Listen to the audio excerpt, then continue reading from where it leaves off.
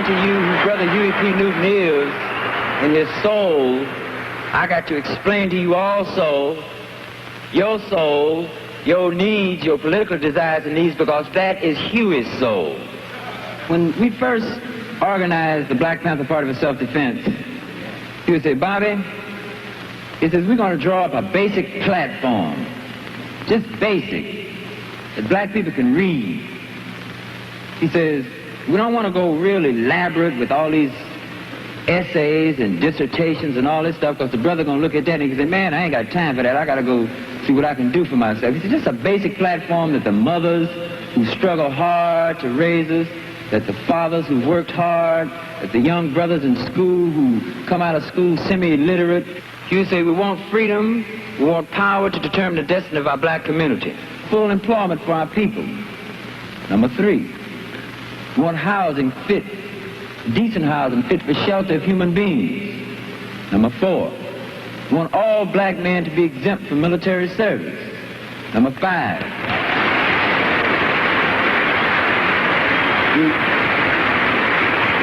we want decent education for our black people in our community that teaches us the true nature of this decadent racist society, and to teach black people and our young black brothers and sisters their place in the society, because if they don't know their place in society and in the world, they can't relate to anything else. Number 6, we want an end to the robbery by the white racist businessmen of black people and black people in their community.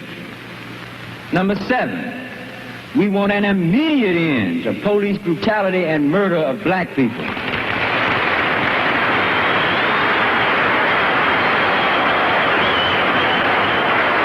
8, we want all black men held in county, state, federal jails and prisons to be released because they have not had a fair trial, because they've been tried by all white juries, and that's just like being tried in Germany being a Jew.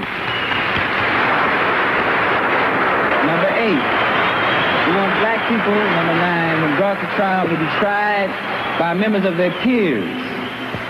And a peer being one who comes from the same economic, social, religious, historical, and racial background.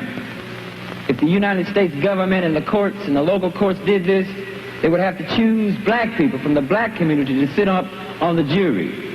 They'd have to choose some of them mothers who've been working 20 years in Miss Ann's kitchen scrubbing floors like my mother done done. They have to choose some of them hard-working fathers. They have to choose some of those brothers who stand on the block out there wondering where they're going to get a gig. They're going to have to choose these black people. And number 10, he would say, let's just summarize it. We want housing, we want clothing, we want education, we want justice, and we want peace. This is a basic platform.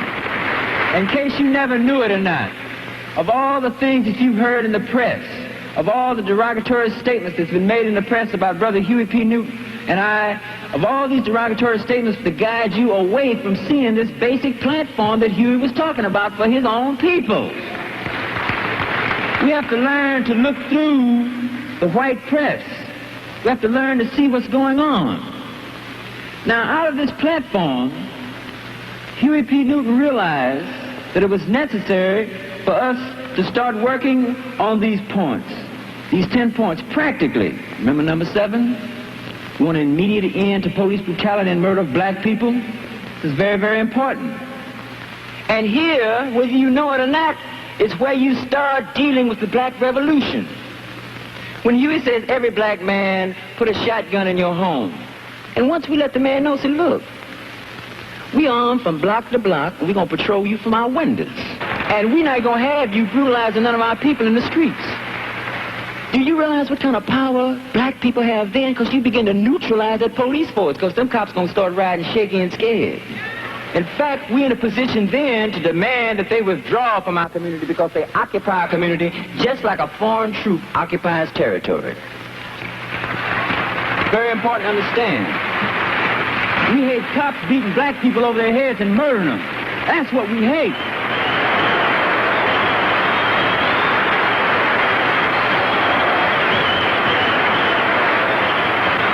If you got got enough energy to sit down and hate a white person just because of the color of his skin, you're wasting a lot of energy. You better take that same energy and put it in some motion out there and start dealing with those oppressive conditions, and you're going to find out just what you hate and what you're going to stop.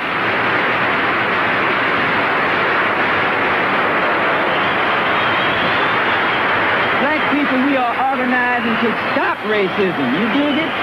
When you stop racism, you stop brutality and murder of black people by the racist occupying army in our black community. That's what we're going to stop. What's being done to us? You dig it?